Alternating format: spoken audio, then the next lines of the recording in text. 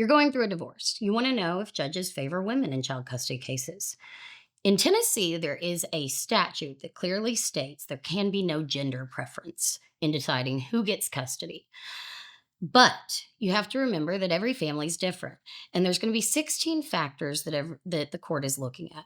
Some of those that are considered are who's been a stay-at-home caregiver, who has been responsible for the majority of the parenting duties. But they also look at who's going to be able to execute those parenting duties in the future. So, parenting duties I'm talking about are things like taking the kid to school, making food for the children, taking them to activities. Those are just your normal everyday thing. If you have a stay at home parent, whether they're a woman or a man, that stay at home parent is going to be that person who has historically done those things.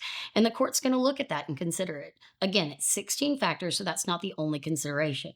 Often in society today, we have two working parents. So they're going to look at how do we balance this parenting time so that both of these parents get an optimal amount of parenting time that they can both spend with this child?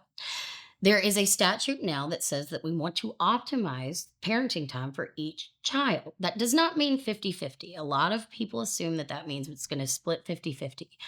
Got to look at you have one parent who maybe is traveling for work. They can only be with the child optimally for about 40% of the time.